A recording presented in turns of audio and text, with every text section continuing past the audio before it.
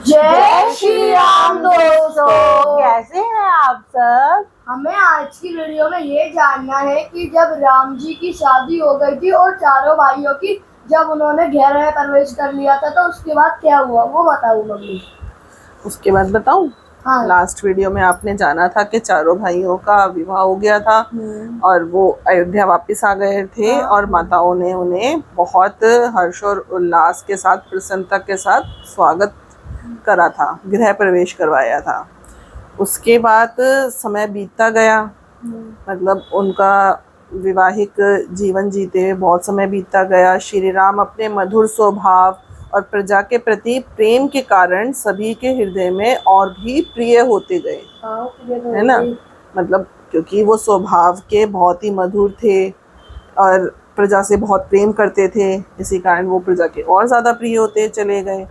इसी बीच एक दिन राजा दशरथ ने अपने मंत्रियों और गुरुजनों से विचार विमर्श किया। क्या विचार विमर्श किया?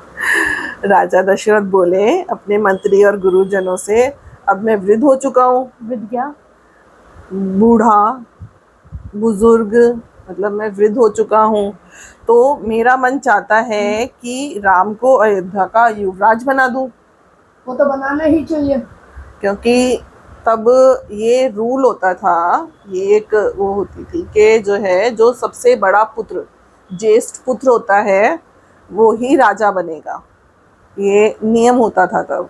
तो सबसे बड़े राजकुमार थे, राम थे, तो इसीलिए उन्होंने ये बोला कि मैं राजा को युवराज बना देता हूँ। तो मंत्रीगण बोले, महाराज इससे बढ़कर प्रसन्नता की बात और क्या हो होगी सकती है? कि श्री राम गुणवान है, धर्म का पालन करते हैं और प्रजा भी उनसे अत्यंत प्रेम करती है। वो तो करेंगी, है ना, वो उनसे बहुत प्यार करती थी। तो उनको राजकुमार बनाएंगे, युवराज बनाएंगे, तो इससे अच्छी बात और क्या हो सकती है। तो राजा दशरथ जी कहते हैं, हाँ, राम में एक आदर्श राजा के सभी गुण हैं। राम में एक आदर्श राजा के सभी गुण हैं। मुझे विश्वास है कि उनके हाथों में अयोध्या सुरक्षित रहेगी। इसीलिए मैं राम को युवराज बनाना चाहता हूँ। राजा दशरथ ने श्री राम के युवराज बनने की घोषणा कर दी। जैसे ही उन्होंने घोषणा करी, यह समाचार पूरे नगर में आग की तरह फैल गया। अयोध्यावासी बहुत खुश हुए कि अब राम हमारे युवराज बनेंगे, है ना। अयोध्या का भाग्य ही बदल जाएगा। राम जैसा राजा युवराज बनेगा तो अयोध्या का भाग्य क्या ही होगा, है ना। बदल जाएगा। बिल्कुल। यह समाचार श्री राम के पास भी पहुंचा तो वह बिल्कुल शांत रहे और बोले, पिता ने जो निर्णय लिया है वो सही लिया है, वह मेरे लिए आदेश है। उनका कोई भी निर्णय राम के लिए आदेश के समान होता था। यदि इससे प्रजा का कल्याण होता है तो मैं इसे अपना सौभाग्य मानता हूँ। ठीक है ना। तब सीता माँ जी भी बोलती हैं, प्रभु, अयोध्या की प्रजा आपसे बहुत प्रेम करती है। आपके युवराज बनने से सभी बहुत प्रसन्न होंगे, है ना। है ना। तो सीता माँ भी यही बोलती हैं कि आप राजा बनोगे तो प्रजा बहुत प्रसन्न होगी। तब राम बोलते हैं, सीते, पद चाहे कोई भी हो, सबसे महत्वपूर्ण है अपने कर्तव्य का पालन करना। राजा का पहला धर्म अपनी प्रजा की सेवा करना है। यही राजा का धर्म होता है ना, अपनी प्रजा की सेवा करें। लेकिन इसी खुशी के बीच एक ऐसा व्यक्ति था जिसे यह समाचार बिल्कुल भी अच्छा नहीं लगा। अभी आप ये भी बोलोगे कि ये अगली वीडियो में बताएंगे। मतलब एक ऐसा भी जना था इतने खुशी के माहौल में जिसे यह समाचार बिल्कुल भी अच्छा नहीं लगा, वो बिल्कुल भी खुश नहीं हुआ। वह थी मंथरा। मंथरा कौन थी? मंथरा थी राजा दशरथ की 3 रानियां थी। कौशल्या, कौशल्या, केकई और सुमित्रा। उनमें से जो केकई थी, उनकी जो दासियों में भी सबसे उच्च दासी होती थी ना, मतलब क्लोज वन होते हैं, तो वो सबसे क्लोज वन दासी थी मंथरा। तो वो केकई की दासी थी। जब मंथरा ने अयोध्या में हो रही तैयारी देखी तो उसने एक दासी से पूछा, आज अयोध्या में इतनी सजावट क्यों हो रही है? उन्होंने अपनी एक दासी से ये चीज़ पूछी। दासी बोलती है, तुम्हें पता नहीं है क्या, महाराज दशरथ श्री राम को युवराज बनाने वाले हैं। कल उनका युवराज अभिषेक होने वाला है। उन्होंने मंथरा को ये बात बोली। मंथरा एकदम से शॉक्ड होके बोलती है, क्या राम युवराज बनेंगे? मंथरा के मन में अनेक विचार आने लगे। वह तुरंत केकई के पास भागती हुई पहुंची। केकई मंथरा से पूछती है कि आज तुम इतने परेशान क्यों हो? पूरी अयोध्या तो खुशी मना रही है और तुम इतनी परेशान हो।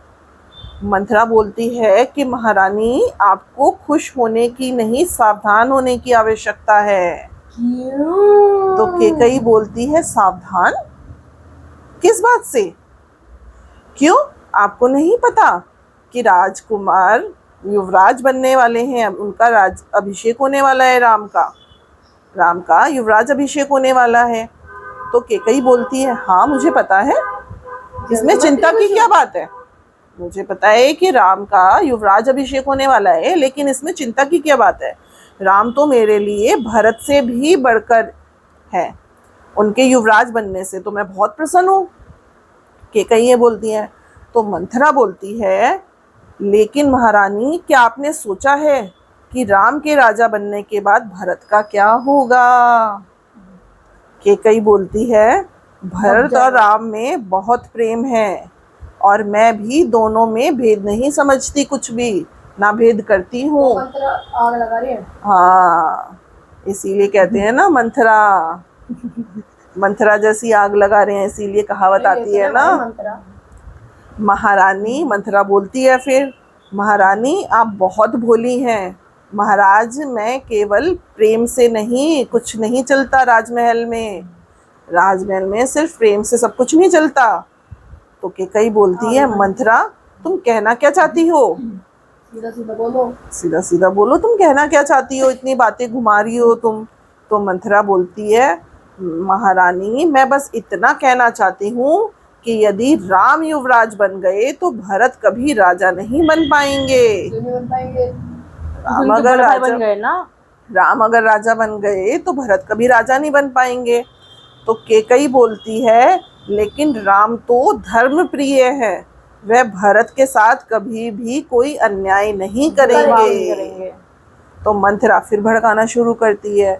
धीरे धीरे केकई के मन में शंका का बीज बो ही देती है मंथरा। केकई के मन में भी शंका आने लगती है। केकई बोलती है, मंथरा तुमने मेरे मन में व्यर्थ ही चिंता क्यों पैदा कर दी? राम तो मुझे माता कहकर सम्मान देते हैं, मुझे भी माता बोलते हैं, और तुम मेरे मन में बेकार की शंका क्यों पैदा कर रही हो? तो मंथरा फिर बोलती है, महारानी मैं आपकी भलाई चाहती हूँ। क्या आपको याद है महाराज दशरथ ने आपको 2 वरदान देने का वचन दिया था? तो केकई बोलती है, 2 वरदान? हाँ मुझे याद है, लेकिन मैंने उन्हें कभी मांगा नहीं था। तो मंथरा बोलती है, इसीलिए तो कह रही हूँ महारानी, अब सही समय है उन 2 वरदानों को मांगने का। तो मंथरा की बात सुनकर केकई गंभीर हो जाती हैं कि मैं मांगूं या ना मांगूं वो 2 वरदान। तो वो 2 वरदान कौन से? ये तो अगली वीडियो में बताएंगे कि उन्होंने उन 2 वरदानों में क्या मांगा।